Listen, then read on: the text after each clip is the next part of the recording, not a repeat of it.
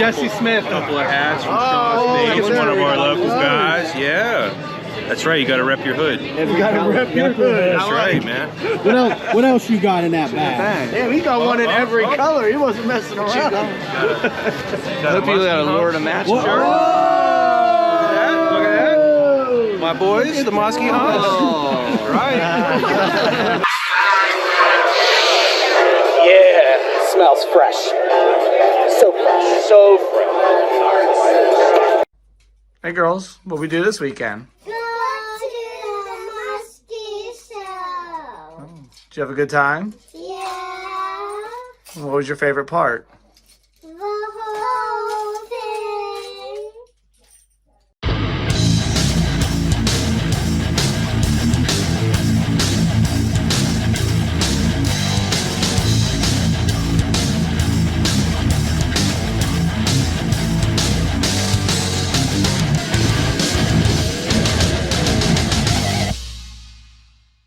What is up, Yins guys? Welcome back to another episode of Fishing PA with Ryan Reed, aka Yukon Cornelius. Guys, in this episode, I want to recap a recent event that I was able to attend in the great state of New York. And that event was none other than the New York Musky Expo, held at the Chautauqua Inn and Suites, right there in Mayville, right on beautiful Chautauqua Lake.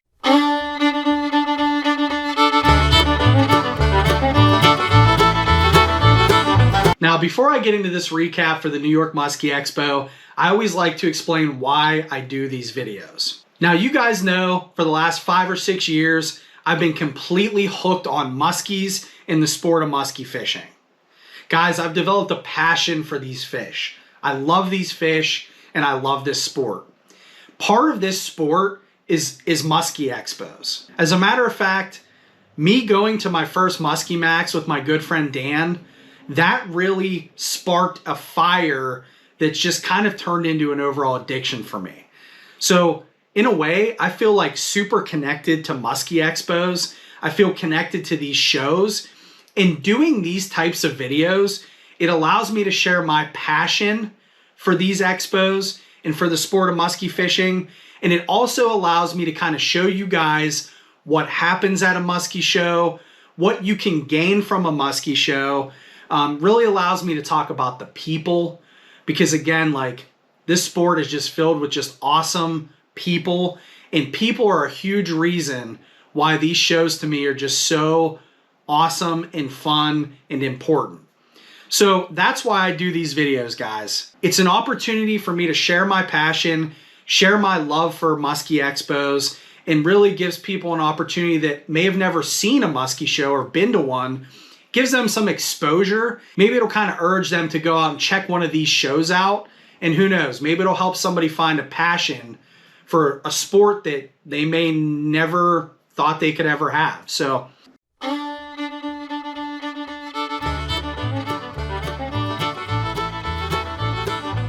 next question, what's available at a musky show? Well, first and foremost, a lot of guys that have been doing this for a long time, they go for the musky lures, right? It's anything like this, you know, topwater bait to a crankbait, like something like that. It's just lures, right? Like, we as musky fishermen love fishing lures. Also, there's a lot of additional gear. I'm talking nets, I'm talking rods, talking electronics. You can get into terminal tackle like leaders and all the pieces that go along with that. Lure storage, bump boards, and a lot of different gear at these shows that you guys can take advantage of. And some of those things are not easy to purchase throughout the year. You know, talking about nets and shipping and some of these bigger items. So musky shows have a lot of additional gear at them. You know, you guys can go to these shows and actually hook up with guide services, schedule trips. You can go and you can go visit some seminars.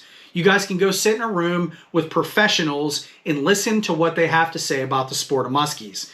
Guys, that is invaluable information. You can take that directly into your own fishing and apply it, and it's going to help you catch more fish. And again, in addition to that, it's the people.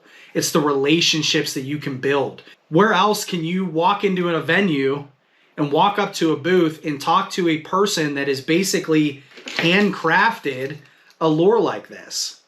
or somebody that is so involved in the industry, you know, they can help you kind of find very specific gear for very specific applications. These shows give you that, all of it.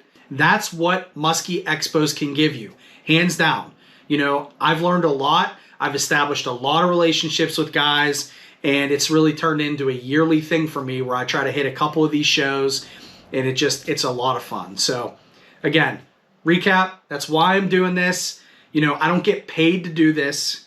I don't have sponsors. I just walk around with my camera and I just do these videos to show you guys what it's like to be at an event like the New York Musky Expo. All right, so the New York Musky Expo, it was held again at Chautauqua Inn and Suites on Chautauqua Lake, Mayville, New York. The dates on that were February 3rd and 4th. So the New York Musky Expo is a 2-day event. Now, before we say anything else, I got to give a shout out to Katia Rivers and Zach Baker. Man, they absolutely blew this event out of the park. What an awesome job. Awesome job planning, awesome job communicating. They established a Facebook group. They gave vendors an opportunity to do videos, show off their products. They did a tremendous amount of promo. I was involved in a little bit to do a commercial for them. Just such an awesome job with this show. And really, they gave you more than just the Musky Expo. They gave you an entire weekend in one venue to where you could literally park your car, hang out for 2 or 3 days. Food is accessible in the hotel. You got your hotel room and you're right there for the show. They also did a couple of events, like on Saturday night, they did a lure swap. So they gave you an entire room and allowed guys to come in and basically bring baits and just lay things out on the table. And you could just walk through like a typical lure swap and just pick stuff up. You know, and that there was a lot of like really hard to get baits, a lot of cool things that were presented there. And again, just the camaraderie, being around guys that have been in this sport, and having an opportunity to look at some of that stuff. And then they also did like a karaoke event at the bar after the lure swap on Saturday. So there was plenty of opportunities with this show to really talk to people and again, just like really enjoy and embrace the sport of musky fishing. On our Musky Hunks podcast, I use the term, this show was more of a celebration of muskies and musky fishing. And that's what it felt like. It felt like a family type environment. Everybody was just there in one venue, hanging out, having a good time. And that's the type of vibe that Zach and Katia brought to this New York Musky Expo. And I just wanted to make sure I took some time and just said, hey, Zach, Katia, awesome job with this. You know, we all appreciate the efforts and the hard work. You guys knocked this one out of the park. Guys, just real quick before we get into it, I also want to give a shout out to the sponsors of the New York Musky Expo. Thank you to Baker Musky Lures. Thank you to Cortez Auto Group. Thank you to the Northwood Sportsman Association.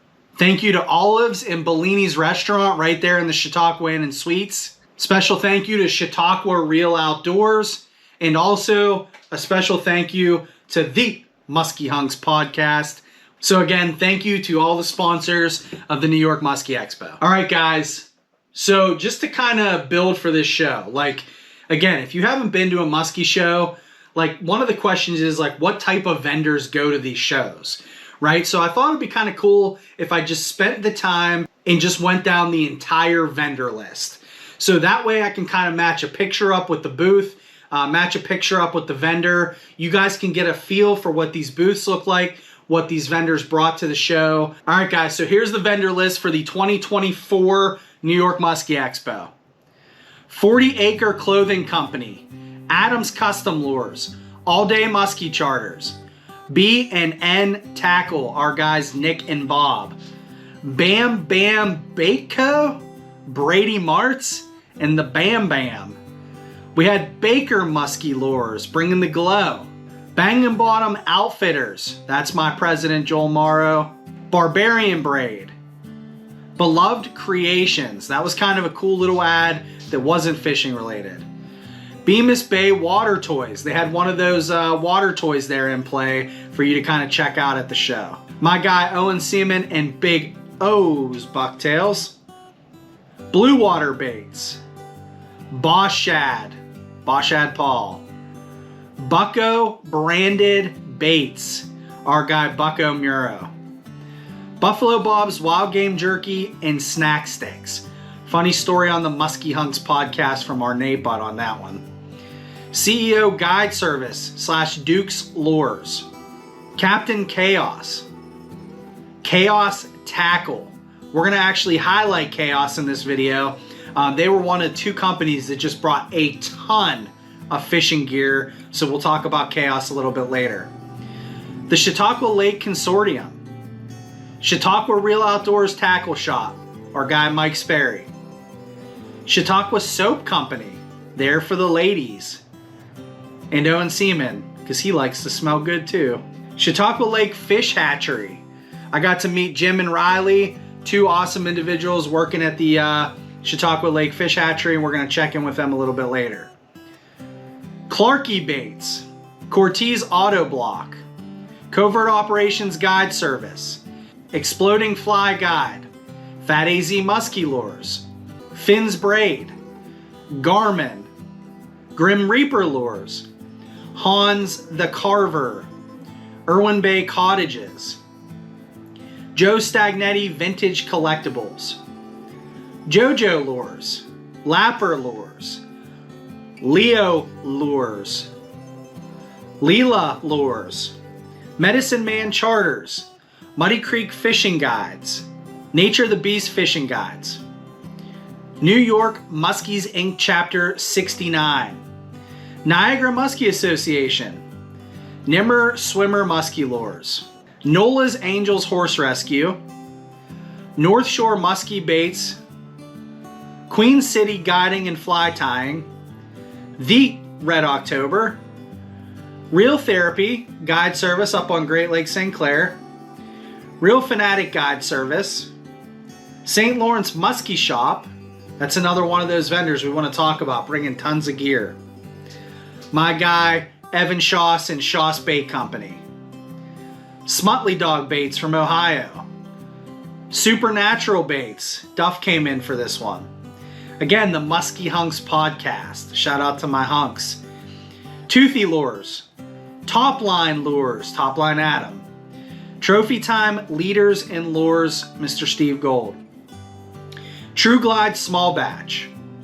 Vic Sports Center. River Dog Fly Shop, and Extreme Musky Lures. So guys, I know that was a slow rundown, but these are the types of vendors that come to this show, right? Like, there's some very heavy hitters here, and we're going to spotlight some of them as we get through. But, you know, when you look at a roster like this, a vendor roster, you know, that really helps make a decision to go to these shows. Like, the one thing I have to say is, if you're looking for specific hard to find baits, especially some of the Canadian baits, like, this show was the show to be at. You know, if you wanted to get a crack at Topline or Leela or maybe some of the Mortimers, you know, maybe you're just a Baker fanatic. Well, all of these people came together in a venue and just brought you awesome gear, very hard to find gear. So, you know, with that said, again, places like Chaos, they brought the whole arsenal. You need trolling rods, you need casting rods, you need a bump board, you need a net, you need release tools, you need baits, tons and tons and tons of baits.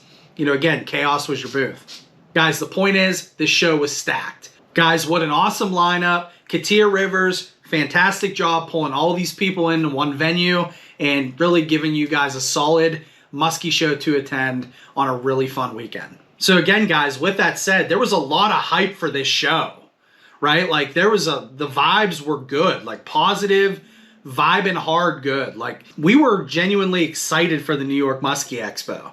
You know, part of it was being away, you know, just feeling like you're on vacation, but then you get a chance to hang out all weekend. Like, that was super cool. So, like, this show really built, and I think a lot of that had to do with the way Zach and Katia approached that Facebook group. That's just such a cool way to stay connected to the show. And I felt very connected personally to the New York Musky Expo because of that Facebook group. So I wanted to take a minute and urge you guys, like, hey, if you're on the fence about going to a show like New York, whether it's travel, whether it's, you know, the money, whatever it is, like, go out to that Facebook group, join it, see what Katia's doing with that group, and just, like, take a look at everything that's out there. You know, it was very impressive how she handled this show. So that was a huge deal, and that Facebook group had me salivating. I was fired up. I wanted to crack it, picking up some of these lures, and really an opportunity to get up there and talk to guys that, you know, we've talked to on our podcast, talk to guys that, you know, have been doing this a really long time, and just, again, be immersed in the sport of musky fishing. So that's what I did. You know, leading up to the show, I prepped, charged my cameras, came up with a game plan, set my budget aside, and budgets are extremely important. You know, musky shows are expensive. They can be if you let them be. My biggest piece of advice is have a budget, stick to the budget, be content with what you're getting. Make a list of targeted items and really just stick to that. All right, so anticipation, excitement. We're ready to go. We're pumped up. It's February 2nd. It's the Friday before the show. Me and my buddy Dan had off, and we decided to make the journey up to New York. I hit the road probably around noon, and it's about a 3-hour drive, so I was targeted to get in there around 3 o'clock.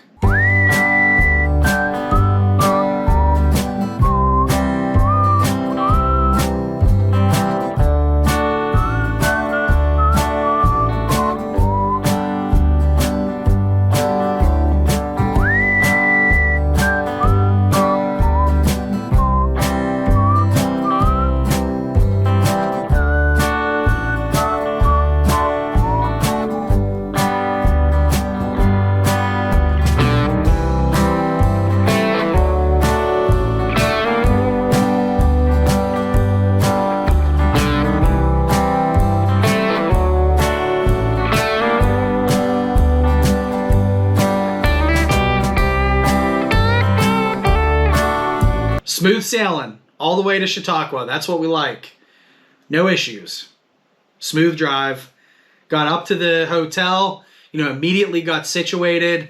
Was able to get into the showroom there on Friday afternoon and just kind of immediately start working on the setup. I want to give my buddy Dan a huge shout out here because Dan works his tail off. And Dan loves shows as much as me. Like, we are known for going to musky shows and getting in line like the night before.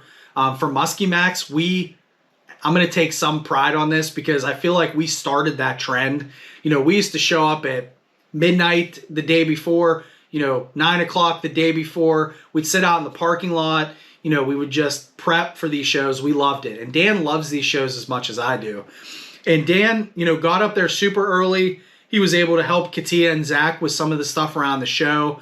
Katia asked me to make sure I give him a shout out because, as always, he worked his butt off, and just what an awesome thing for us to be involved in. So kudos to Dano there for the work he did. I rolled in there again around 3 o'clock and just kind of started with setup. So I just want to say this, like, as far as setup for these shows, it's not typically open to the public. But, with the relationships I've had, I've been very lucky and I've been very thankful for the opportunity to be there with guys like Owen Seaman to help set up his booth. I've been very lucky to be a part of this, to take footage. And I got to say, like, this New York Musky Expo 2024, it just set up absolutely beautifully. The setup was just so smooth. A couple of minor adjustments that they had to make for some of the vendors. But all in all, it was a really fun time to walk around, drink some beers, see old friends, see new friends, and really just get to hang out with everybody that was there setting up their booths. So what I wanted to do real quick now is I wanted to just kind of show you guys what the setup looked like, so show you some pictures, show you some of that footage. That's just such a really awesome thing to be a part of, and I'm super thankful for that. So let's check out the setup of the 2024 New York Musky Expo.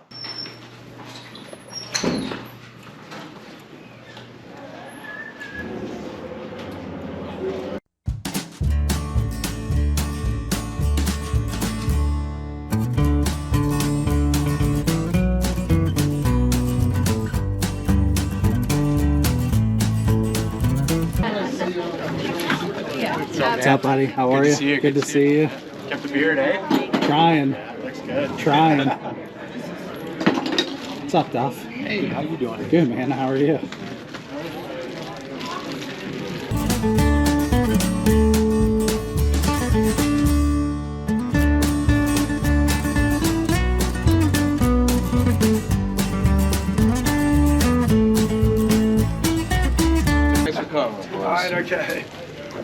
What's up? Hey, I'm sitting here with the man, Ryan Reed, right here. No one more famous. Hey, the line's already lined out the door to just shake this guy's hand. You're killing me. Killing me.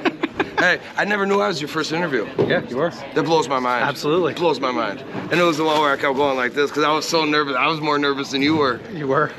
Hey, Ryan Reed, Musky Hunks, love it, nothing but love. Thanks for supporting the show.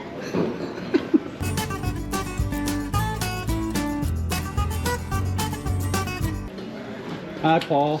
Is that gay Ryan? What's up, buddy? What's up, man? How are you? Good, how you doing? Doing all right. Ooh, big boys. Some good work. Big boys.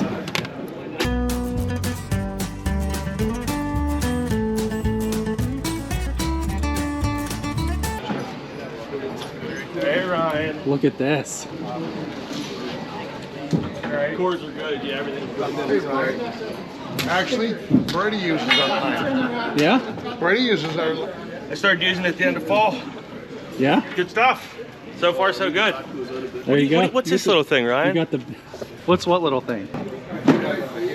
Lost in my left ear, but it was only because I had fluid. So, What's he come? yeah. Yeah. Yeah.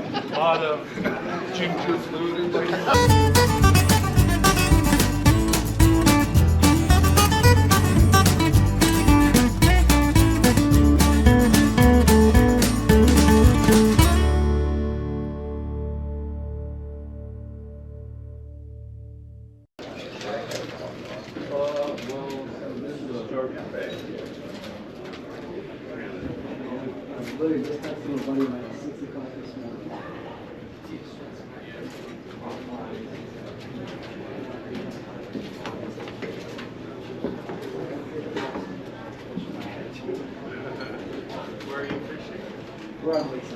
Oh yeah, well, that's like who told me there? We have. How you doing? That's a Nick Fiesler. Excuse me while I work this out. Jojo. Bala, bala, bala. Get your perch base here and blouse. Oh, wow. You got perch baits. I might have to come back. 40 for the perch bait, 65 for the blouse. Oof. Helping a buddy out. Oof. Retiring. Hey, it's Ryan Reed. What do we got going on over here? Got a new color. Look at that. What is that? I didn't even name it yet. It's like Chernobyl D's perch. Chernobyl. That's a good name. How do you spell that? Yeah. Yeah, I can't spell it. It starts with a C. What is going on over here? Want some pizza? Have a piece of pizza. Oh, I'm good. I I'm gotta telling go. you, it's pretty good. Is it good? I gotta get. Newcastle pizza. Dan and I are gonna go eat at some point. That's Newcastle pizza? Yeah. What kind of Newcastle pizza? Got a little ghetto. Mangino's. Mangino's ghetto. It was rated 976th in Western Pennsylvania. What's up, Ryan Reed? What's up, buddy? How you feeling? I'm excited. I'm ready. Yeah? Yeah.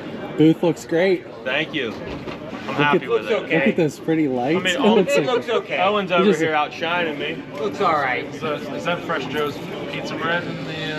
Yeah, but we're saving that for tonight. You know, I've been hovering around here waiting to see these big old buckets. I've been waiting. And they're just tantalizing me, busting my crack, just making me wait. It's all about messy. Yeah, they're teasing. Oh, they're teasing me terrible. Man.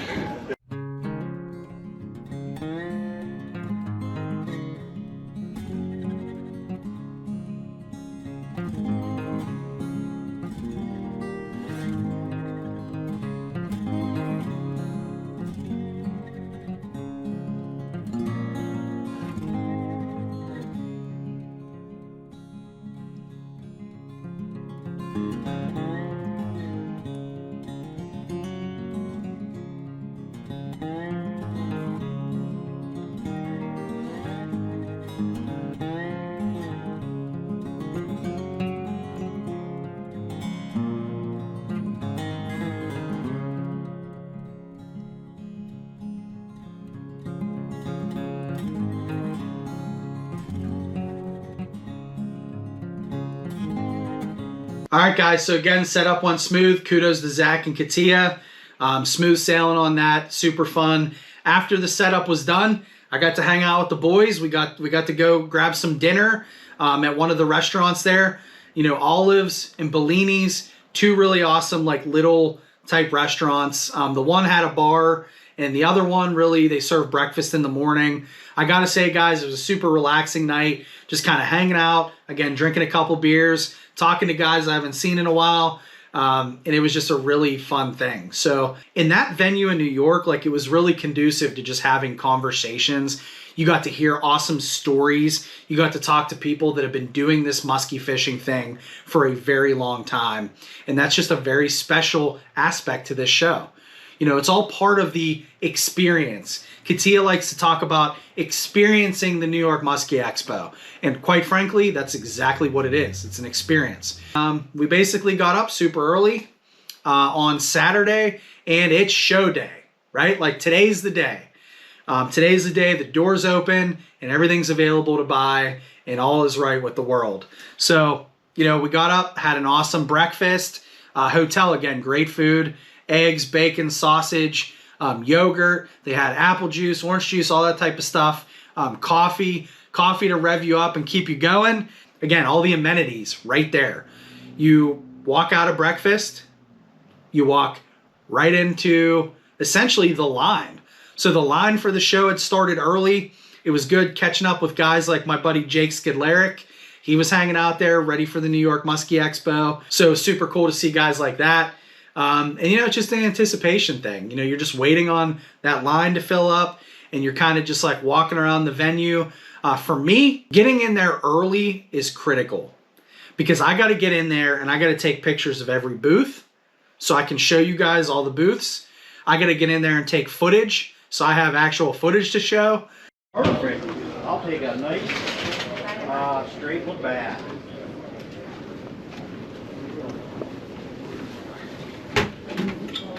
That's what I like about people in New York. They're all got it together. They know, like,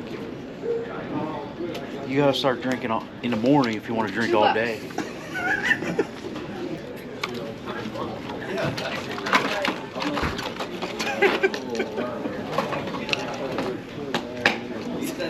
When bait makers are stealing, you know they're good. And it's just, that was my quiet time, right? Like Dan and I kind of approached this thing. Again, he helped me a lot, just snapping pictures, getting our video, and kind of prepping for the start of the show.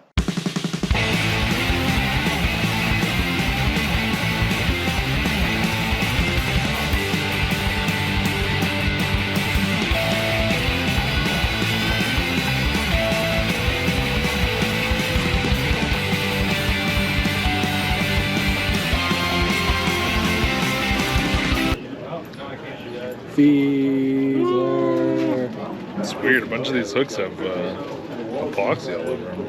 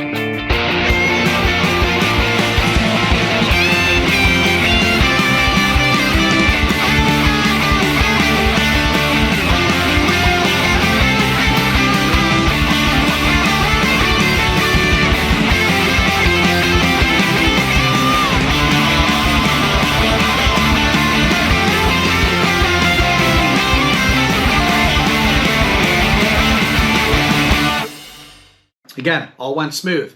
Very cool experience.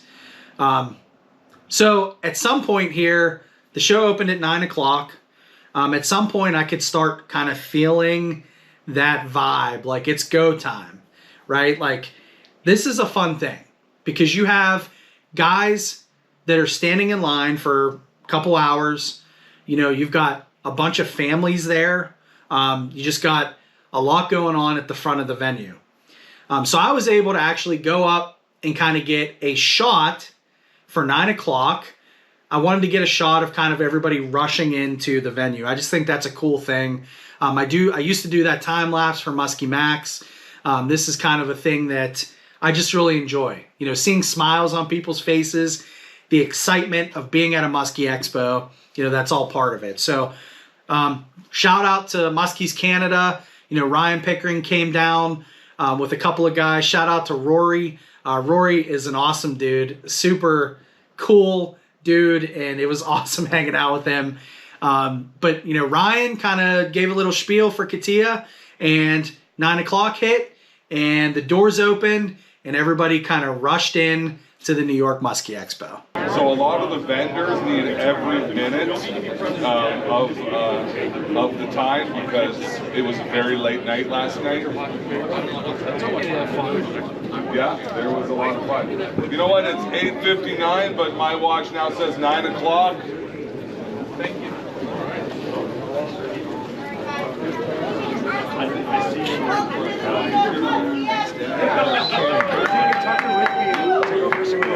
Nice. We made a deal. Hey, you win, I'll take you. I win. Did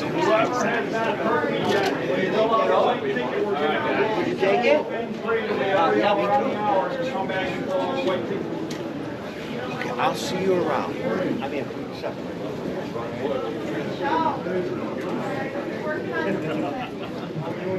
Oh yeah. Now, guys, I did my best to get some shots. I really wanted to share kind of some pictures and footage of just random shots around the show. So, you know, I'll take some time to show you guys some of that now, and hopefully you can get a feel for what the first couple of hours of that show look like.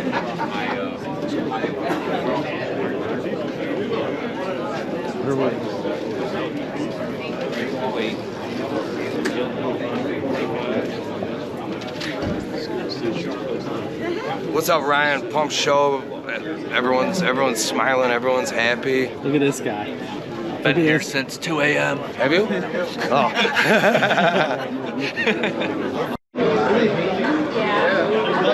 They don't sell them anymore. There's like a pile. Really? You had to order these. Poshmark. The two we bought from.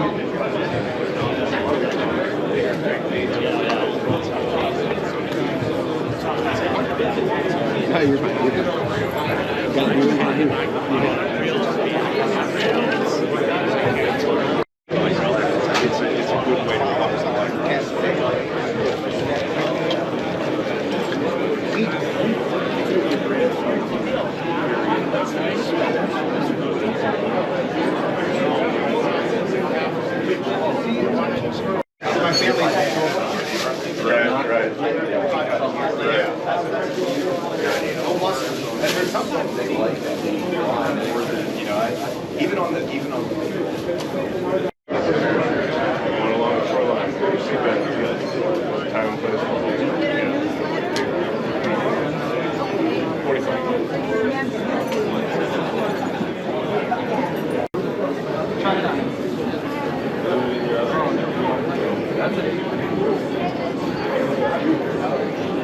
That looks great.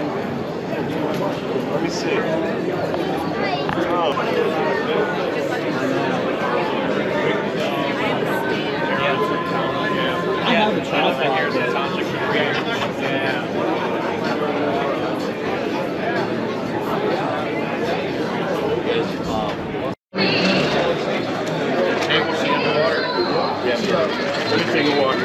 Did you get a big box?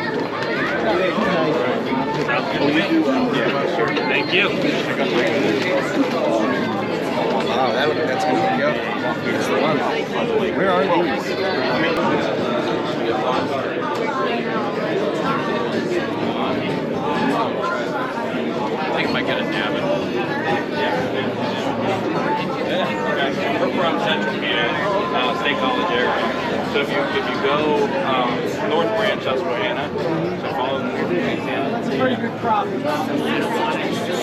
Very good. And it just gives it some body. Now, guys, one of the things we do on the Musky Hunks podcast, one of the things we talked about, shout out Musky Hunks, we talk about doing this segment called What's in Your Bag, right? So, like, my goal for the New York Musky Expo was to just randomly grab people that are walking around the show, and it's a little bit easier for me to do that when I know the people. I was able to grab a couple of people around the show and just ask them, you know, after a couple hours of being at the show, hey, what's in your bag? I want to interject some of those interviews I did with people and just kind of give you a feel for what people were buying at the show and give people an opportunity to tell you what was in their bag. So hopefully you guys enjoy this segment.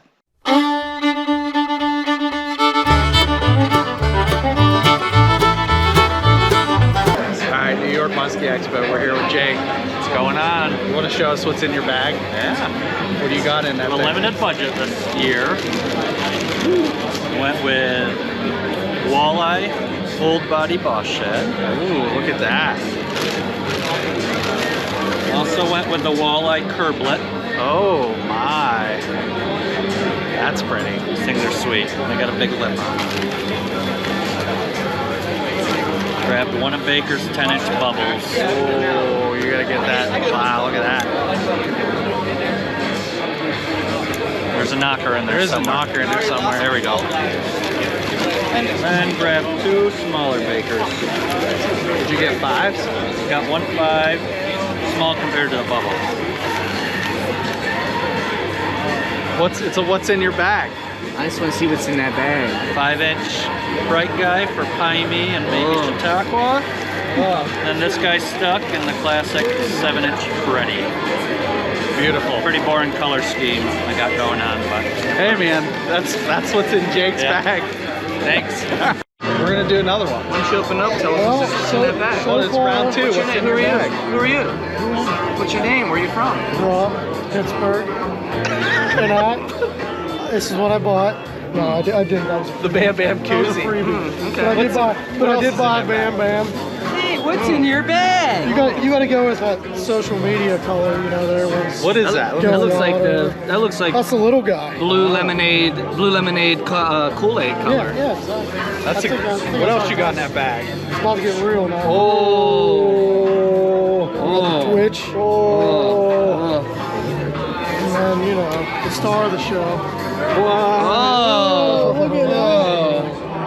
Touch it. Good. Touch I don't want to touch it. You don't want bad luck. Put some bad luck on it. I'll sniff it though. Oh yeah. Is that all that's in your bag? I got. Oh wait. Oh, what is that? Bam Bam weights. Oh. We'll see. Dime bag. We'll see. We'll check back in. We'll check back in. We'll do a what's in your bag round 2. Thanks, Rob. Thanks, Rob. Might have to get some rhyme. I got, us what's in your bag. What's in your bag? I got freeze-dried gummy clusters. Oh, nice. I got a Hagrid croc charm. Oh, look at that. And I got a candle. Nice. What kind of candle is that? Ghost. It's called Ghost Stories. Awesome. That's awesome. That's a pretty nice bag. Have you had a good time at the New York Musky Expo? Yeah, it's been awesome. Awesome. That's great. Hey, Donnie Stink. Hey, what's in that bag? What's in that bag? What's in that bag? Oh, what's in that bag? What's you got in that Right bag? behind me, Adam from Top Line. Oh, what you got in that bag? Look at That's all I got in that bag so far. Oh, mama. It's Sunday morning. I was late to the party, but I already got my Top Line. I got a couple Bakers already too. I managed to pick up the last $25 Fire Tiger on the table, so you know it's a lucky one. Let's go. Thanks. Let's go. Thanks, Gary. Thanks, Gary. Thanks, Gary. Thanks, Donnie. What about my man Jesse Smith? Thanks, Donnie. Let's see what's in this bag. Oh, we got another one. Got a little Jesse Smith. couple of hats from Shaw's Base, one of our local guys. Yeah. That's right, you gotta rep your hood. You gotta rep your hood. That's right, man. What else you got in that bag? Damn, he got one in every color. He wasn't messing around. Hope you got a Lord of Match shirt. Look at that. my boys, the Musky Hunts. Oh. Right. Where'd you get that at? I got it from the man, the myth, the legend, Ryan Reed.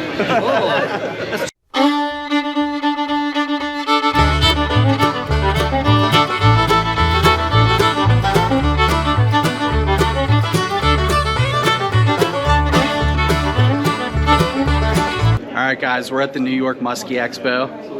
I'm here. I have a very special booth I wanted to share with everybody. So we have Jim and Riley from the Chautauqua Fish Hatchery. And what we wanted to do is just kind of do a quick overview, give you guys an opportunity to share what you guys do for the fishery and kind of just highlight some key points. All right, so Jim, Riley, I'm gonna come around front here and give you guys a chance to... Yeah, so I'm Riley at Chautauqua Fish Hatchery. And I'm Jim. We're known for raising the muskie that go into Chautauqua Lake. 13,000 go in the lake every year. So we start in April. We set trap nets out in the lake, about 6 of them. We get eggs, and then by October we have 8-inch fish that we put back. Yep. Yeah, they're 8 to 9 inchers, and they're very robust and have a very high survival rate. And our door's always open, so come visit us. The best time would be summertime, and we have lots of fish to see. So hope to see you there. Awesome. You guys need to check this out. Look at this booth. You got all kinds of stuff here. You got picture. These are all Chautauqua fish? Yep. Very cool. Very cool. So Jim and Riley, thank you guys for everything you guys do for the fishery. I know anybody that's involved in the sport of musky fishing, especially on Chautauqua, appreciate that stuff. You know, I just think being involved, getting you guys involved, having these conversations and understanding what you guys have going on, it's just super important. So thank you both for everything you guys do. Yeah, thank you.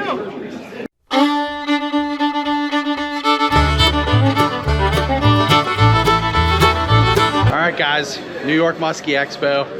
We are in front of the Muskies Inc. booth for Chapter 69 up here in New York. We got Andy here. So what I wanted to do is just kind of get a quick overview of Muskies Inc. Just see what's going on. We wanted to highlight them as a part of this show. So Andy, you know, what do you guys got going on for Chapter 69? Yeah, I think the one thing that kind of defines Chapter 69, and it has for a number of years, is the fact that we have a strong focus on youth and doing things for youth. I think one of the things that we've done in the past that hasn't probably been done is we had a local high school where we raised a dozen musky fingerlings that we got from the hatchery down here. Those then were released in local streams, so it was really neat to see the kids take care of those fish and to have them start small and get to, I mean, those fish got to about 20 inches before we released them in 1 year, just with good quality care. Another thing we do is we really have a focus here. I'm from the area around Chautauqua, so we really focus on Chautauqua as far as projects. One of the things that we did was we did signage around the lake and the streams around the lake to identify the importance of proper fish handling, size limits, things like that. And then last year we worked on our crib project. There's been kind of a battle over the years on weeds in Chautauqua, and one of the ways that we came up with as a small club was to provide habitat that was supplemental habitat for areas that had historically been herbicide use. So the feedback has been really good from those. I've talked to a number of people here at the show that have been over those cribs and seen fish. Our plan, and I think it's going to be really neat, is we'll have a diver every year go in for the first few years in the spring and film. And we'll be able to provide some updates on that project, and we hope to do more in a couple different areas on the lake. That's awesome. That's awesome. So if you guys are out there musky fishing, you're in the state of New York, check out one of the Muskies Inc. chapters. You know, Muskies Inc. is really important to the fisheries, really important to the youth, and there's a lot of benefits from the club too. So, you know, you guys can see it, come out to these shows, talk to guys like Andy, take a look at the club.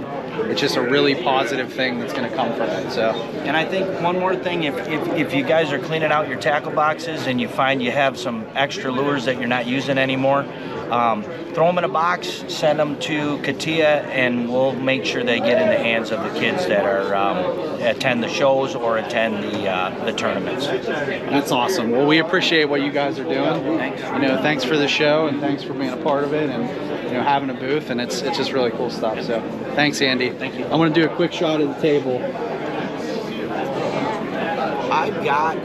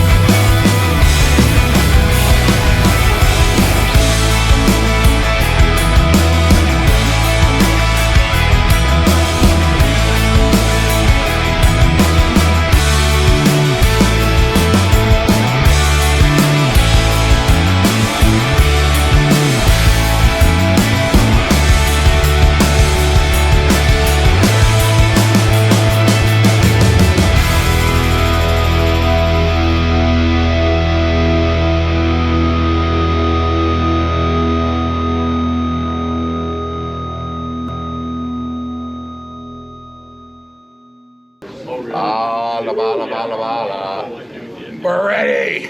Let's go, JoJo.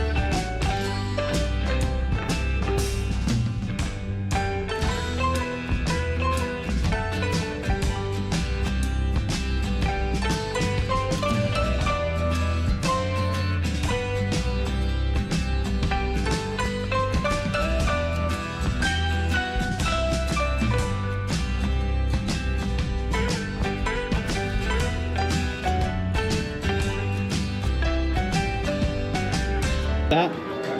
What was that? What's up?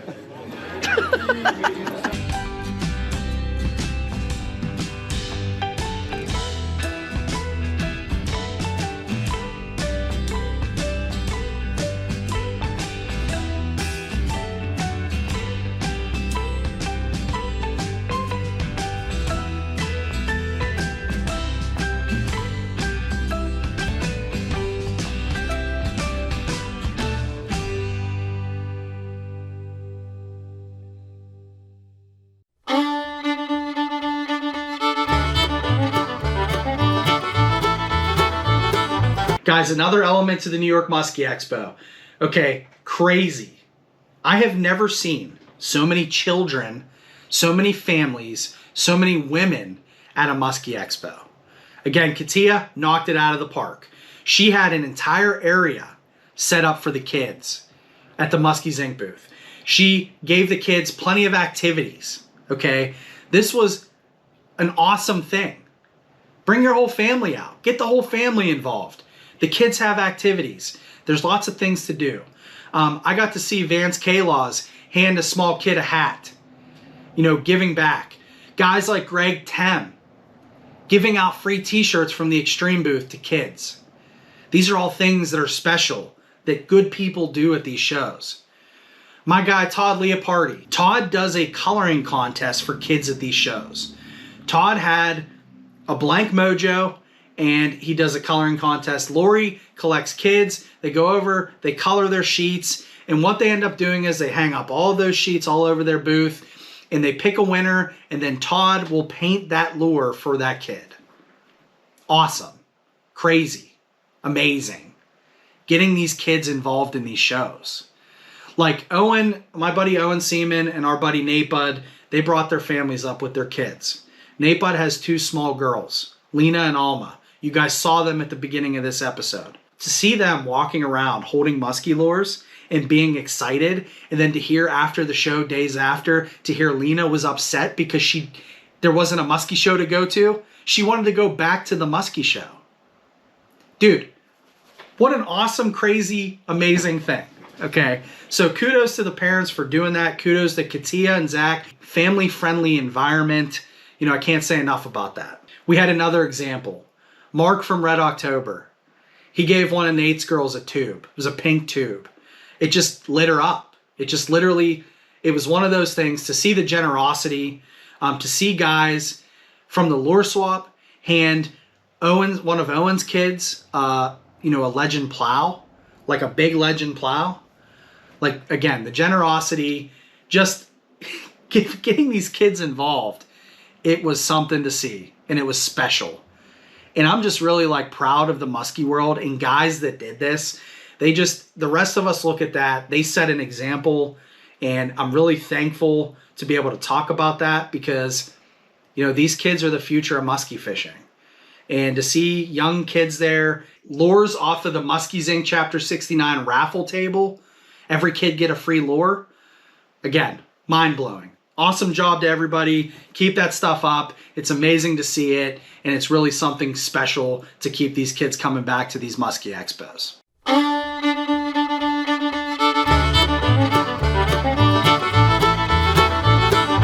All right, so again, one of the major draws to a musky show is the seminars.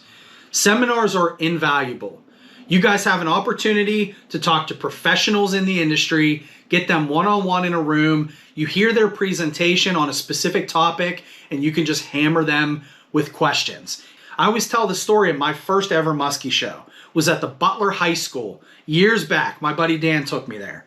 Something I'll never forget. It was the first time in my life I watched Tony Grant deliver a seminar from Cave Run, and it was the first time in my life that I had seen and witnessed a muskie hit a bait boat side in a figure eight. And it was, I can just remember, it was one of the most impressive, intriguing, exciting things I had ever seen in the fishing world. And guys, like, that's what these seminars are about. Okay, so for the first seminar of the New York Musky Expo, it was Dr. John Farrell and Dr. John Paul LeBlanc. Now, this seminar really set itself apart. Like, to have 2 highly educated professionals talk about muskies and talk about the St. Lawrence River, talk about Eastern Lake Ontario. They talked about the population of the fishery, the status of the fishery. They talked about trends, and really, like, they got into a heavy biological station and research and management program. Like, these guys were legit, right? Like, that room was absolutely packed. So again, like, what an awesome opportunity to learn about these fisheries from guys that know everything there is to know about these fisheries. So again, kudos to Katia. What a phenomenal thing she brought to this show, and just a very exciting topic, very exciting individuals giving this presentation. Now, the second seminar was Vance Kalaw's all-day muskie charters. Vance talked about wind drifting. Okay, again, opportunity to pick the brain of a professional that spends a lot of time on Chautauqua Lake. Okay, Vance has been doing this. You know, just somebody that you want to listen to, somebody that you want to remember and take notes from. And these guys catch a lot of fish, and it's just one of those things, again, that makes the show special. The third seminar on Saturday was Brian Clark, local PA guide. Brian is an awesome dude. Okay, Brian doesn't get enough credit. He really doesn't. Brian is one of those guys that are just kind of quiet. Brian is one of those guys that really does a nice job with his presentations. Brian did a whole topic on lure modification. Okay, lure modification. What a wild thing, right? For people that really don't think about this stuff, for people that don't really modify your baits. Like, how many times have you gone to a show, for those of us that go to these shows, and you buy a bait, you know, like this. You buy a bait like that, and, you know, you just kind of stick it in the water and go, right? Like, Brian took the time to really dig down deep and give you a lot of different modifications that will help you catch more fish. And shout out to our buddy Marty. Marty walked into that seminar, he came out and he said, wow, that was impressive. Never thought to do any of that stuff. So kudos for Brian Clark for bringing that sort of approach and that sort of information to the New York Musky Expo. I think that was a phenomenal job, and I really wish I would have stayed to hear the second half of that one. So awesome job to those guys.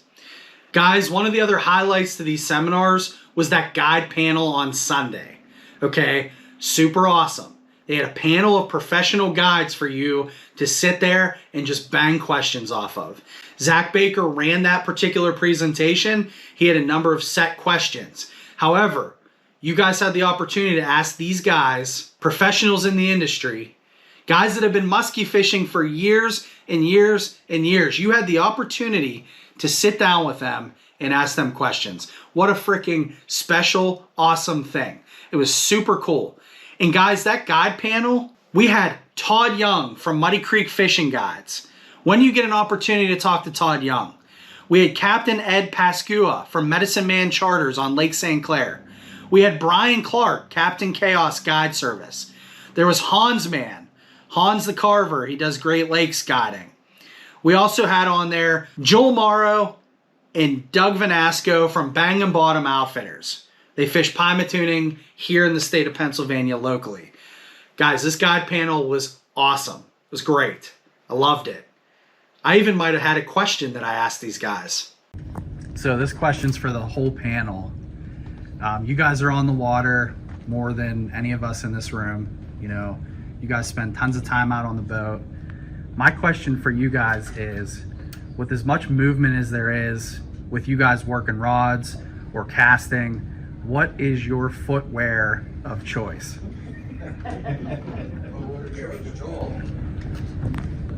No balance. No balance, so sneakers. Sneakers. Supporting shoes.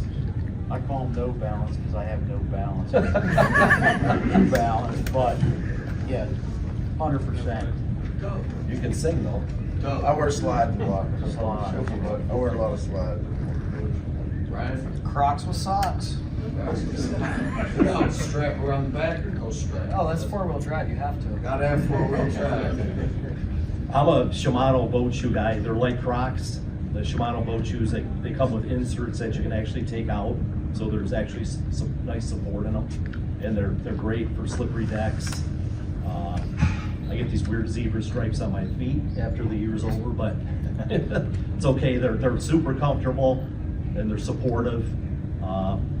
The other thing I do, I have anti-fatigue mats on my boat. There's one at my booth if anybody wants to stop by. If you're casting all day, it makes a huge difference. Get you a nice anti-fatigue kitchen mat, put it where you're casting from, or if you're trolling, working rods a lot, have one back there where you're working your rods. You know, a lot of time on the water will save your legs. Sadly enough, I'm a cracksman. Yes. Took it journeyed to Cracktown a couple years ago and never left. But when it all comes down to it, they are mushy and gushy, and they are very, you know, they're anti-fatigue mats that just stay on your feet all the time. And I will tell you this though, they are horribly slippery. Like I have an aqua traction floor on my boat, and the cracks grip it great, so I'm in luck. But I mean, I don't know if you've ever like stepped on a tile, a wet tile with cracks on, but you will crack your skull. So be careful. You know, I run a walleye boat a lot of times, so there are guts and blood and everything all over the place, and the cracks are great because you can kick them off and spray them with a hose.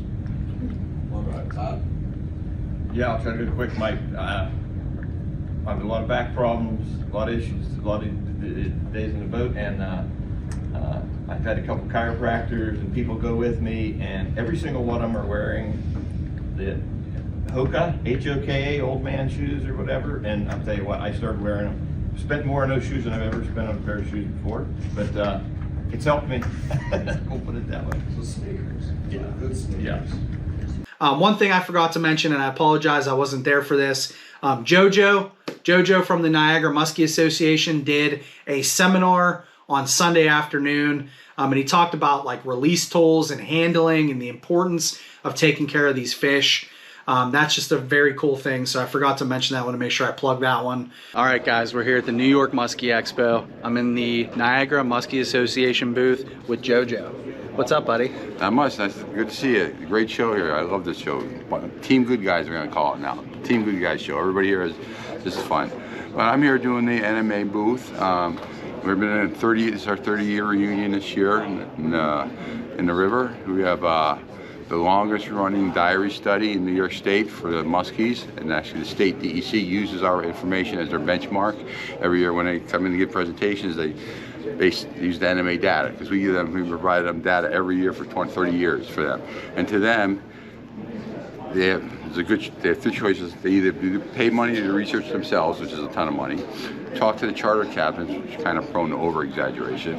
The bait dealers are prone to under-exaggeration because they pay per bait, and the Team Good Guys that just give the information freely for the state for the purpose of the fish. And that's what I do, is I just help as I can. Here I'm going to do a catch and release seminar this afternoon, showing the guys with the big nets we use, the tools. Don't ever go fishing. The bolt cutters, not necessarily for the fish, but for you. If you get a hook in you, you're going to want these more than you're going to want them for the fish.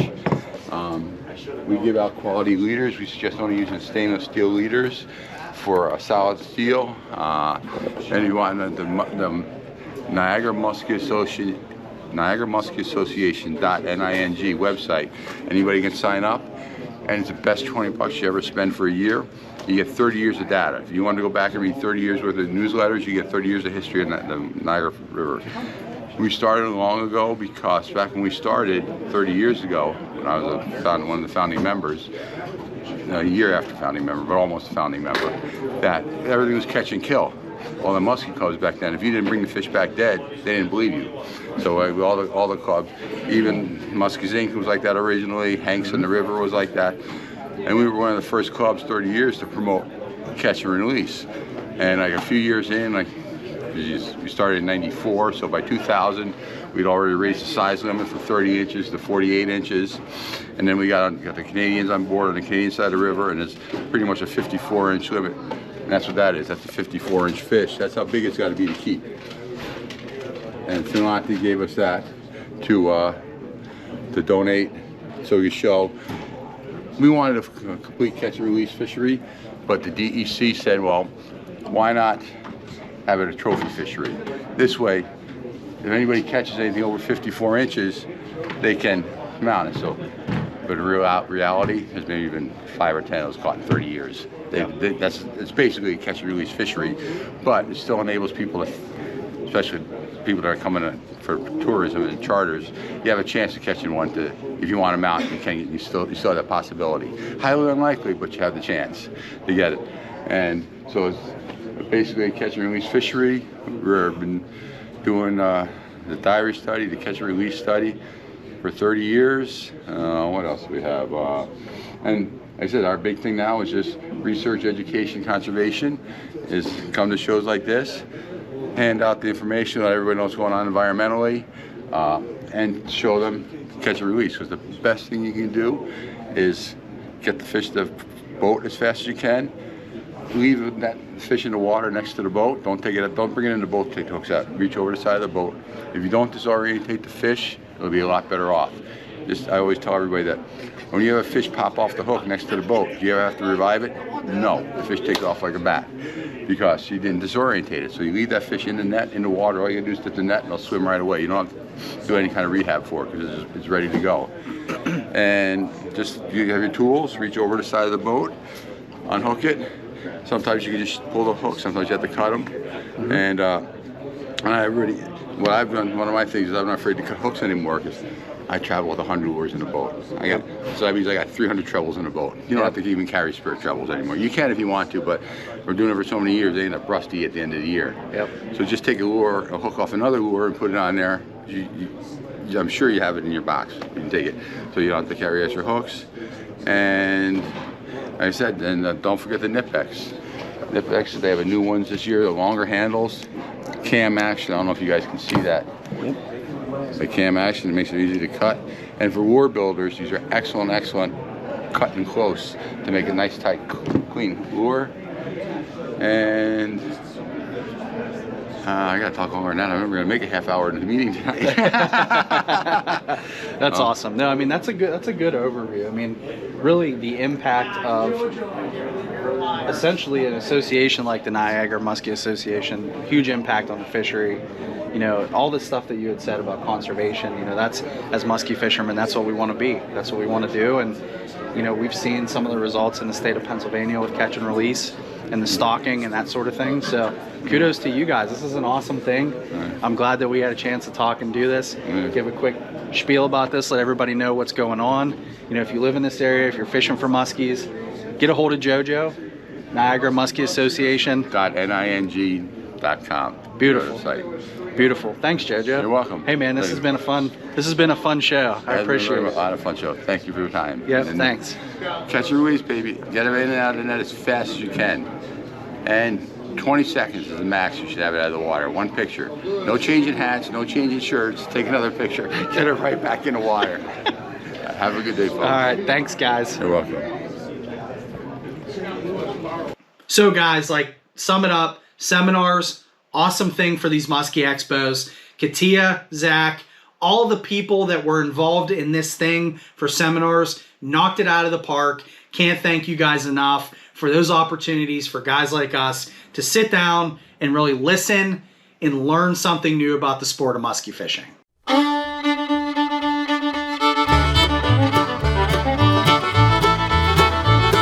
Guys, I just want to do a quick shout out to my guy JoJo, Mr. Chili Man. You know, this has kind of turned into a thing for the New York Muskie Expo. JoJo was a chef in his previous life, and JoJo decided year one for the New York show that he was going to make pots of chili and provide that to the people of the show. So again, this is something you look forward to as a part of the New York Muskie Expo, JoJo's Chili. So shout out JoJo. Awesome job on that chili, bud. Guys, I just want to give a quick shout out to Joe Stagnetti and Joe Stagnetti Vintage Collectibles. Joe brought a ton of gear to the New York Muskie Expo. Joe had a tremendous amount of vintage collectible lures. Now, you guys know I've been collecting some of these types of baits, but Joe had a very impressive collection. He had a lot of high-end Canadian type baits. He had a lot of high-end local type baits. He had a lot of the old school vintage type lures. It was just a very awesome mix of equipment. And for lure collectors or muskie gear collectors, this was a very awesome highlight to the New York Muskie Expo. And it really just gave guys an awesome opportunity to pick up vintage collectibles that are super hard to find. Guys, one more shout out I want to give in this section.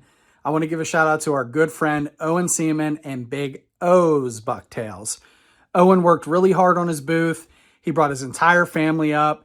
He had an array of spinnerbaits, bucktails, bonsais. You know, if you guys need some of those like hog collars for tubes or for swim baits, you know, Owen can do all of that stuff for you guys. And I just wanted to give him a quick shout out, let him know how much we appreciate him. Just thankful for his friendship and just super awesome to be a part of this show with guys like Owen. So if you guys haven't checked him out yet, give Big O a shot. Check out his products.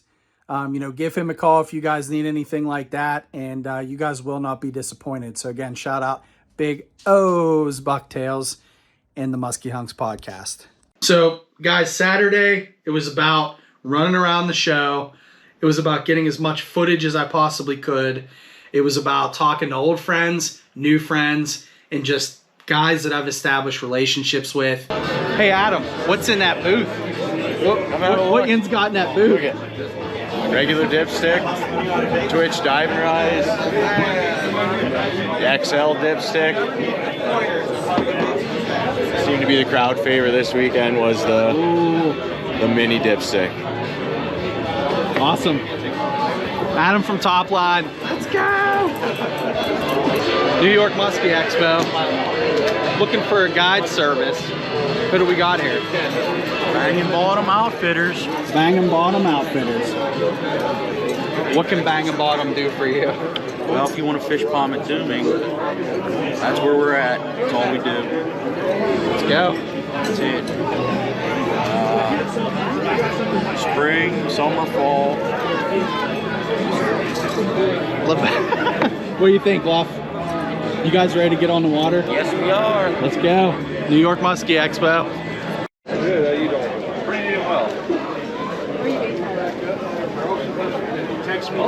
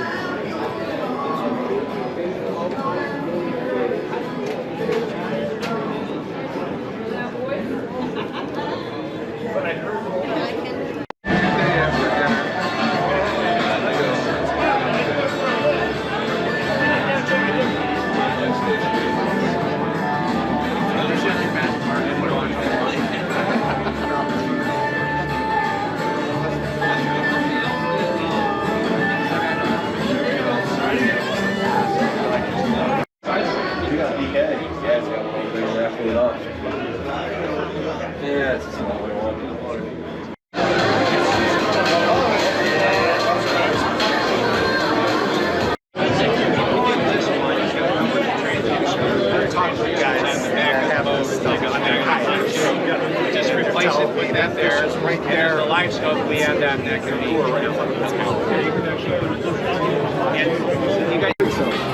Oh my God. Take some, dude. Oh, grab a handful. There you go. There's the picture.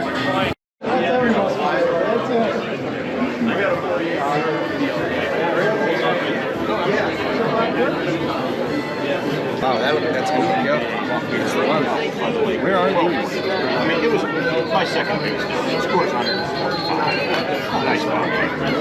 I'd seen his play before. It was about picking up the gear that I had targeted, and it was about drinking beers, telling stories, having fun, and being a part of something special. That's what Saturday was. Again, a celebration of muskies and musky fishing. Couldn't ask for a better Saturday. Hey, you're leaving.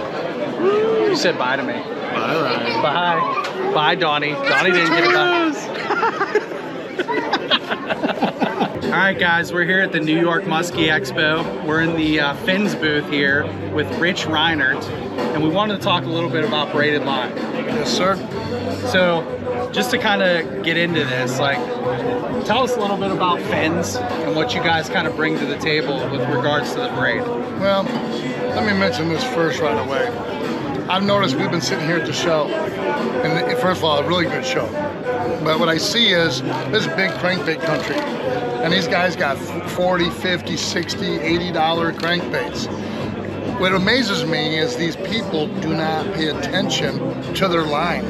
They'll buy a $50, $60 crankbait and they'll try to look for a bargain bin on their line. Well, if you end up losing that fish because of broken line or you're going to lose that bait, you're going to leave a bait in the fish's mouth, that should be the most important thing that you buy. So now you ask me about the line company itself. This is the company that basically brought braided line, braided polyethylene to the marketplace. So they've been making braid for a very, very, very long time. They're an OEM manufacturer. More and more companies have gone to China, and that's why they decided to come out with their own private label. So that's really what it boils down to. So it is made in here in America. It isn't somebody saying it was made. It is made in Erlanger, Kentucky, and you know, it's made right here. All right, awesome. Awesome. So what what does the product line look like? Like, what are you guys carrying? There you go, Nick Dog. Everything. Okay. Everything. But here's the key thing about this line, okay? Their process of what they do to this line, when you look at, you know, braided line, first of all, you've got raw. You've got, you know, some companies that use a petroleum-based wax on their line. We actually use a non-petroleum resin in order to treat the line. So, so what happens is when this line dries, and it's a process they don't like to talk about much because they really don't want to alert everybody else, is let's get this here started. Let me see here. Come on. I was gonna hear it. I'll let you pick it. How's that? That's fine. We'll get it. Yeah, we'll get it. Is that the other end? Let me see. The other end by your. There it is. There you go. There it is. Okay. So this line here, now this is blue. You know, it's amazing how many people have been interested in this blue, okay? So when you look at this line, and you guys know what other braid looks like, you know, look how thin that is. That's thin, isn't it? It is very thin. You know, some people, what I do is I won't show them the pound test, but they'll look at it. You know, Captain Rich Clark was over here, and he was really impressed with this. He said, you know, he looked at this, goes, he thought it was 65-pound braid. I said it was 100-pound, Rich. And he was blown away with this. This is a 100-pound braid. That's equivalent to 17-pound mono. But it's all due to the process. One thing you don't have to worry about is this stuff, you know, breaking down and falling apart. You know, it's wrapped real tightly. When you watch a braided line being made, basically you've got a 4-end braid, which is 4 bundles that are wrapped to make one set of line. This is an 8-end braid, so there's 8 bundles. Have you heard people talking about a 5? That's usually, or a 9, that's usually got a core with the bundles wrapped around the core. So, you know, I wish people would probably spend as much time, you know, getting to know their braid or whatever line they're going to use as they do worrying about baits. Because without this is right here, this is your terminal connection. If this gives way, you lose the fish, you lose the bait, you lose everything. This should be the most important thing that you buy. You should understand this. Can't argue with that. No, but a lot of guys don't. They're like, yeah, I use whatever, had problems with this or had problems with that. They don't pay attention. So basically that's the story. It's an American company that has been making braid from day one. The founders are, you know, been around a long time. A lot of people within the company, you know, have, you know, come to them for technical advice. Very well respected, and it's here. It's just they're used to being an OEM manufacturer making line for other companies. That this is something new where they've actually had the, you know, they brought the the brand fins to the marketplace. So they're working at it. So we'll see what we're working at it. Working tirelessly at this, you know. Yeah. But it's getting there. You know, people are paying attention. You have any questions? Just say, I don't ever think of blue line, but I see you have an orange line too. Like, I'm a green line type of guy, but so. Right.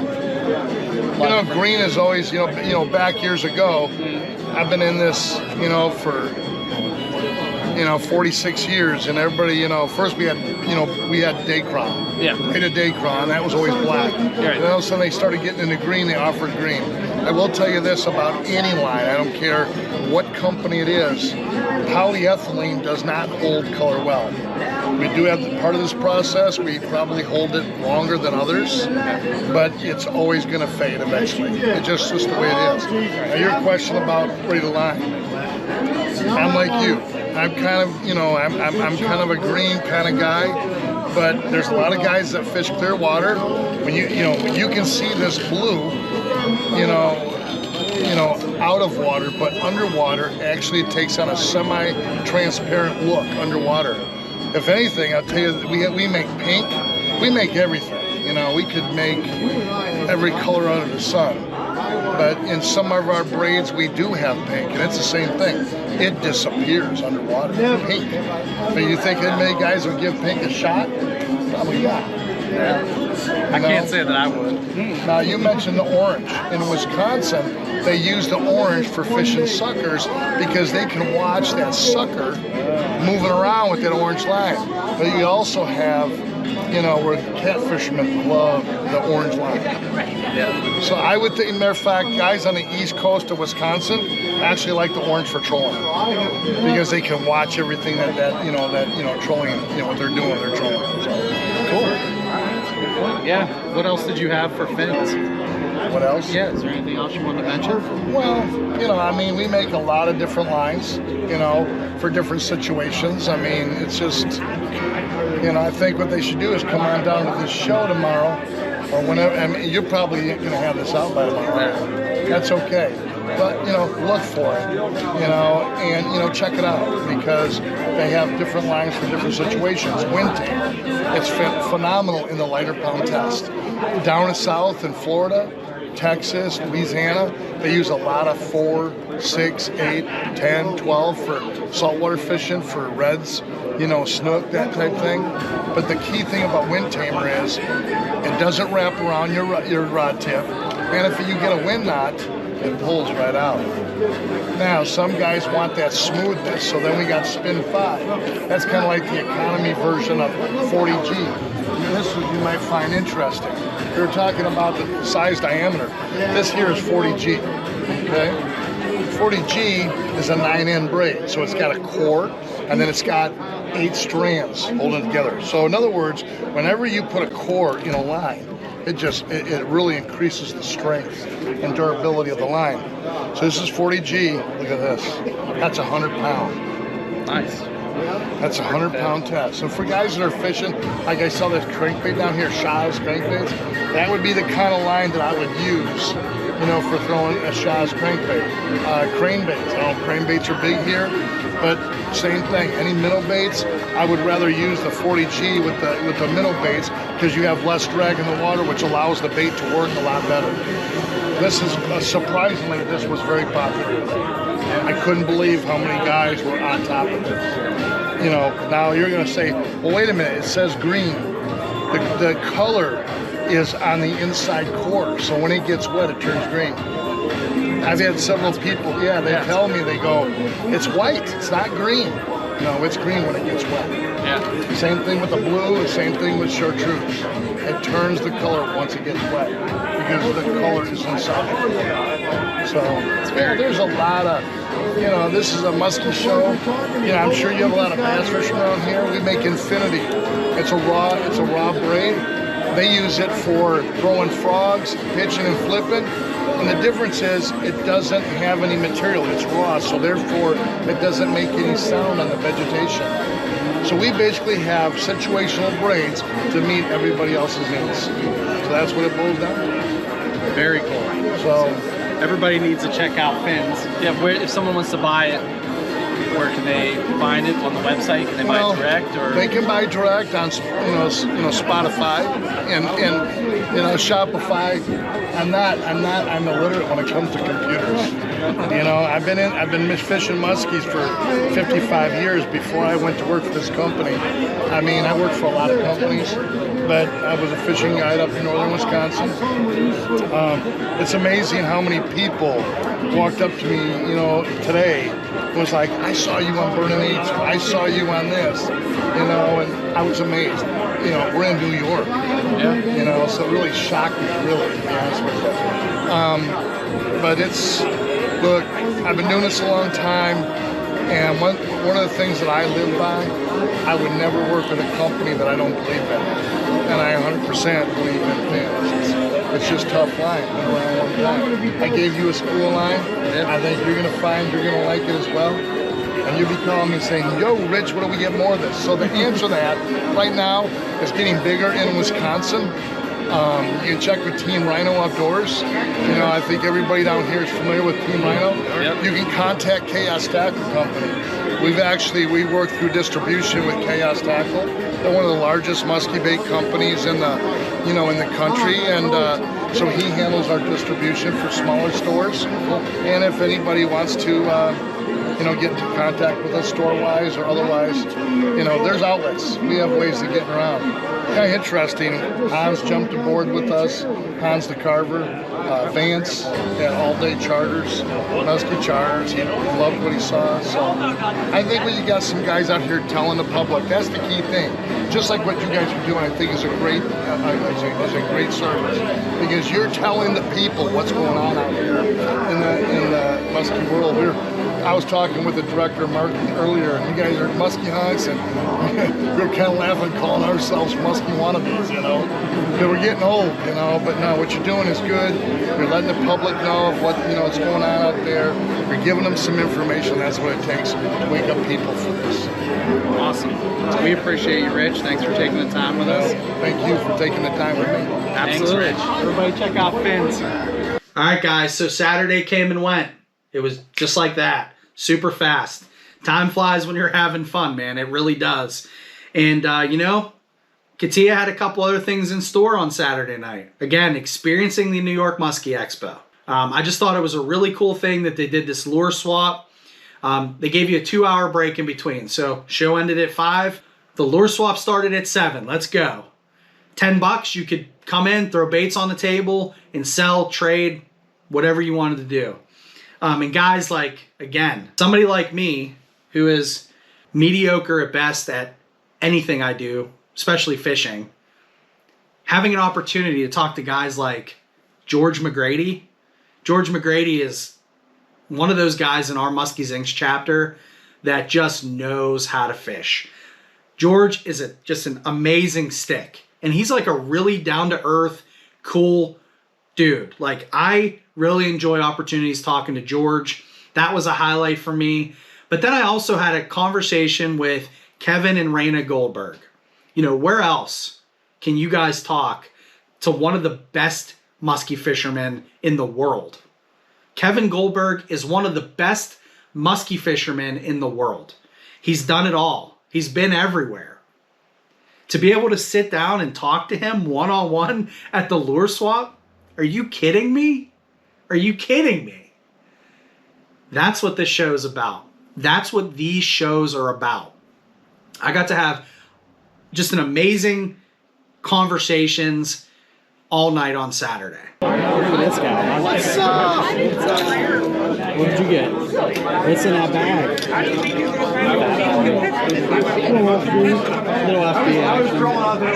I did not pick anything up bait-wise. That was probably a regret, but being able to walk around again, drink beers, and just hang out, what a cool thing. Katia got a bunch of sheep pizzas. The pizza went super fast, but guys really enjoyed it. You know, everybody that was there really, really enjoyed that aspect of the show. So to the mystery man that gave JJ the bait, this is what makes musky fishing so special, and this is what makes these shows so special, is last night we're walking out of the lure swap, there's a guy, he's got an armful of plows in his hand, and JJ said something like, look at all those baits, Daddy, and he turns around and he hands her one. I say, no way, there's no way we're taking that, and he insisted. He was like, I want her to have this, and her face lit up, and it's like, if you want to talk about like making a kid feel special, this is something she's gonna remember. So, like, if you don't come to these shows and you don't do this type of stuff, like, you're missing out. I want to catch my first muskie on it. That's gonna be a tough one. Yeah. We're gonna have to go take that one to Canada to fish it. You gonna come to Canada with me? Uh-huh. All right. Yeah.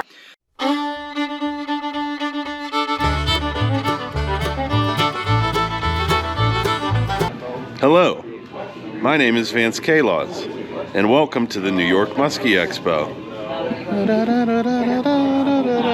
It's actually the bar.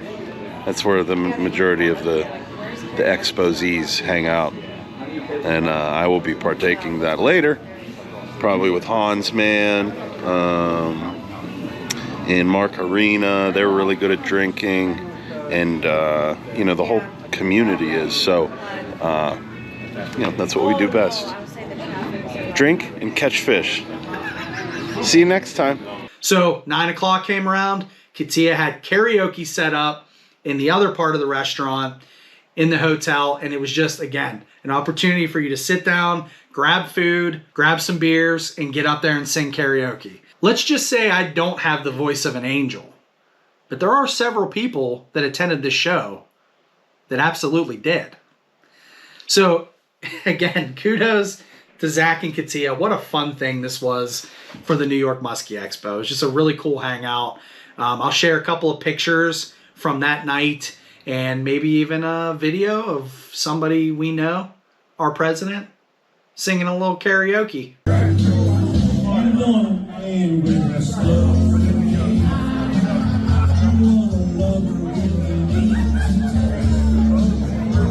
Somebody who will spend some time.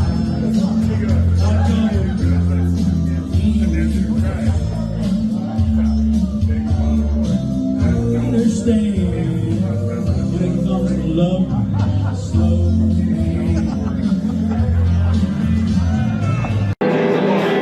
Somewhere along the way,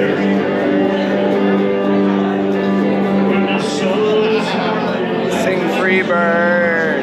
Do you have the time to listen to me whine about nothing and everything all at once? And I am one of those melodramatic fools, neurotic to the bone, no doubt about it.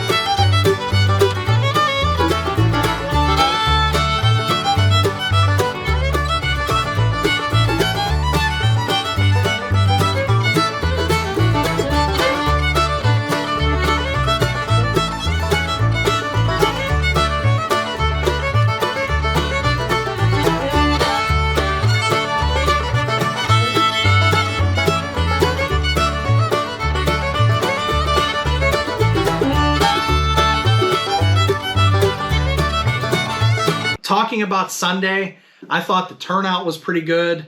I thought there was a sustained pressure on the show. I thought that Zach Baker, you know, did an awesome thing. He did a $25 Fire Tiger 5-inch Baker sale. That brought a lot of people in. I know people that took advantage of that. That's a very cool thing. A lot of times on Sundays at these shows, guys, some people will run specials. It's a way to get more people into the door and give you some incentive to come back out on Sunday. So Sunday, again, it was a fun day. We did those couple of seminars. Again, opportunities to talk to these guys that fish some of these big fish water. Just a very cool thing. So yeah, Sunday was a relaxing thing. Got in there, picked up a couple more baits, and really just hung out, talked. Before you know it, the show's over, you're packed up, you're heading to Hogan's Hut to pick up a pizza sub, and you're on your way home. So that's kind of how my weekend went overall, and it was just a tremendous amount of fun, and I'm super thankful to be able to do it.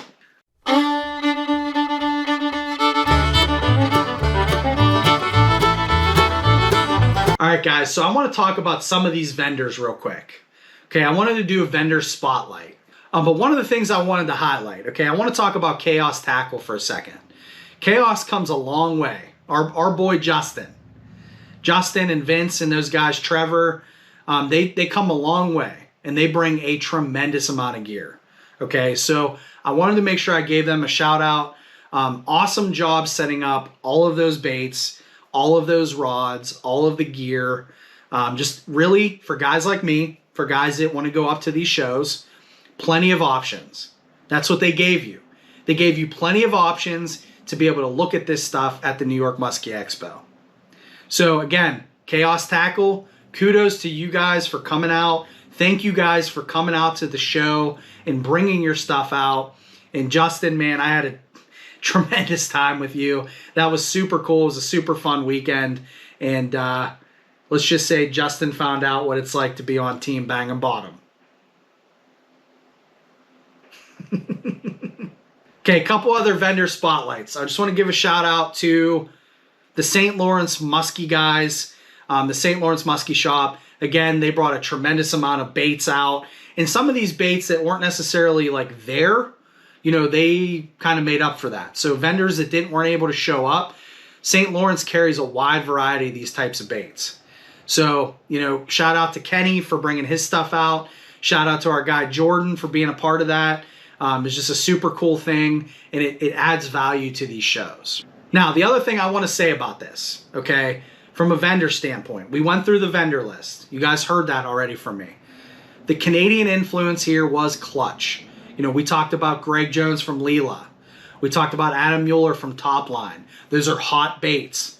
Really, really hot baits this year in the last couple years. So another opportunity to get Canadian baits, Mortimer. I think it was John Pencil that had some of the Mortimers at the North Shore booth. Hard to get. You had a chance to get those at the New York Musky Expo. Guys, one last one from the Canadian vendors. Just wanted to talk about Lidio and Blue Water Baits. Man, what an awesome selection Lidio had. Just such an impressive spread, such an impressive lineup of lures, and just such a cool thing that he was able to come down for the New York Musky Expo. Guys, one more Canadian vendor I wanted to mention was Noah from Clarkey Baits. This was an awesome opportunity for you guys to check out his gear. He puts out one heck of a musky lure. I know Greg Jones talked about Noah a lot on our Musky Hunks podcast. Just such an awesome opportunity again for Noah to come down, bring his baits to the New York Musky Expo, and give you guys an opportunity to really take a look and pick some of these up for the upcoming season. Phenomenal vendors that came down. The Katia went out and got, and she brought them down here to give you guys opportunities to buy this gear. Now, with that said, there was also a very strong local flavor. I really enjoy the local flavor. You want to talk about guys from New York, like Zach Baker, like Bucko. He's not here. I tried to get him to come.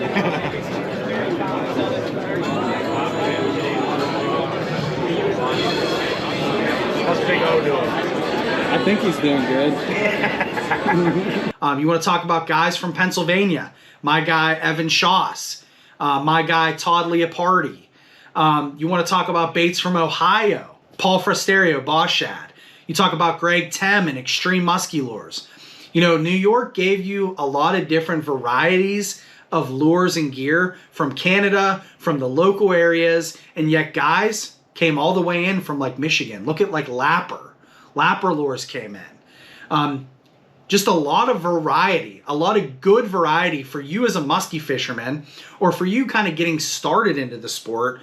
You know, you could get a taste of a little bit of everything. I do want to talk about the glow factor, okay? The glow factor, glow. Everything was glow. There was a lot of glow at this show. Glow is a very interesting thing to me, right? It's a concept that's been around for a number of years. You think back to some of the old walleye spoons. It was a glow thing, right? So what I thought was interesting was Zach Baker took some of that glow and applied it to his booth this year. We got the backstory on this on the Musky Hunks podcast. I thought this was super cool because Zach had an awesome setup at his booth, and it had like a black light, and it had all of his glow baits there, and it was very eye-catching, very stimulating to the eyes, right? Like, it was something that I thought was very special, and I thought Zach did a good job kind of bringing that element to the show. Now, several others followed. You know, you want to talk about Bam Bam baits with the glow fin, right? Like, shout out to Brady for offering glow. I think Leela Lures had some glow. I think there was a number of other vendors at this show that had glow. So that was kind of a cool aspect to this show. Getting some baits that maybe fish a little different. Maybe kind of present these fish a little curveball. So that was pretty cool. I really like that aspect. Shout out to everybody that did that. Kudos to Zach for kind of bringing that to the show. I'm just super pumped about that aspect of it. Now, guys, I obviously can't sit here and talk about every single booth. With that said, I want to thank every single vendor that came out to the New York Musky Expo. Thank you for bringing all of your gear out. Thank you for all the hard work that went into making these baits. And thank you for giving us an awesome show to come out to and really be a part of. You know, it's the people that make these shows. It's the products that make these shows. So I just, you know, I'm sorry I couldn't cover everybody. Really thankful for every single booth that came out there and really just kind of gave us an awesome weekend.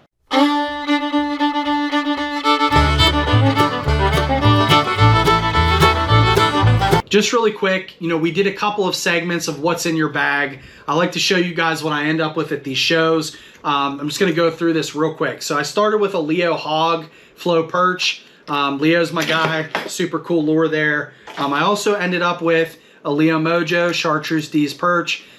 Todd painted this color for my wife, so that was super cool. I also got D's Perch in a Mag Mojo. That's a standard D's Perch, super cool bait there. My buddy Evan Schoss Bait Company. I ended up with this beautiful miner. What a cool color. I ended up with this beautiful miner. These run a lot like perch baits. Super awesome lures. Evan does a great job. 2 mini meatballs. Just real quick there. See the purple and the brown. I also ended up with a top line. Shout out Top Line Adam. Thank you for this bait. Beautiful shad pattern. This bait catches giant fish. I want to talk about my bakers real quick. Zach Baker. Went with the 7s. I got this chartreuse walleye, super cool bait there. I got this perch pattern. Look at that. I got this black shad, blue shad, whatever you want to call that. And if you guys can see right there, there's a little G on there, assuming for glow. Now, Zach also did a Musky Hunks color in a 5-inch. We call that the Hunk Skunk. That's a green scale skunk pattern. This little baby's gonna hunt. Super excited about that lure. I did get a Leo hook sharpener. I got a couple sweatshirts, just a lot, you know, to kind of show you guys. I did get one more Leo jerkbait. You guys can't see it over here. I put it in my case. That's also in D's Perch. Just a cool thing. I like to collect some of these baits. And the wild card lure for the show for me was Greg Nimmer Swimmer, and that's his Pollywog. Got that in a frog pattern. This guy will clack, very loud, top water. So that's what I ended up with. That was what's in my bag from the New York Musky Expo.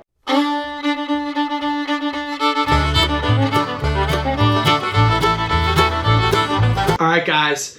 So we talked about a lot here. This is a super long video. You guys know this is my passion. I love muskies. I love musky fishing. I love Musky Expos. That's just who I am. That's what I love. I love being a part of this stuff. I love being on site. Love walking around with my camera, and I love buying baits. That's just, you know, the New York Musky Expo for 2024. What a phenomenal show. What a phenomenally planned show. What an opportunity to get people together. What an opportunity to just make new friends, see old friends, and build relationships. All of the above. Every aspect to these shows that we talked about, whether it be the guide services, the seminars, the gear, the hanging out with people, the karaoke, the lure swap, the food, just a weekend away from home. It was all fantastic, and I'm really thankful that I had the opportunity to make that trip up there and spend it with some of my friends. Such a cool thing. So guys, like, literally go out to that Facebook group, check that Facebook group out, take a look at these shows. You know, we got Musky Max coming up here in a few weeks. It's just one of those things. Like, it's really special to be a part of that. And even if you don't musky fish, like, I do these videos to give people exposure to musky fishing. Come out to the show, check it out. 15 bucks to get in the door. You know, walk around, look at some of these baits, just kind of get acclimated to it. It's not gonna hurt, and it's a fun way to spend a weekend. So one more time, Katia Rivers, Zach Baker, everybody that was involved in this New York Musky Expo, thank you guys for all of your hard work. All the vendors, thank you guys for all the hard work going into these products and the baits and the gear and hauling all your stuff out to New York. Can't thank everybody enough for giving us this opportunity to be a part of something special. So, you know, hopefully you guys like this recap. Hopefully I did it justice with some of the footage. Really looking forward to the next one. Hey, it's almost fishing season. The boat's going to be ready here to go in a couple weeks. We're going to get the batteries back in. we're gonna get everything set up and we're gonna be out there on the water. So what a phenomenal start to my show season with New York. Looking forward to Muskie Max coming up. Looking forward to getting out on the water, and you know, got a couple big trips planned this year. So I hope everybody is having a happy and safe winter. Hopefully I'll get to see you guys at a show coming up here soon. Check out the New York Musky Expo 2025. Get up there at Chautauqua Lake. Come on down to Muskie Max. There's only one more thing left to say. Tight lines. We'll see you next time. Wait, what were you just crying about? I want to go to the Muskie show. Well, the Muskie show's over.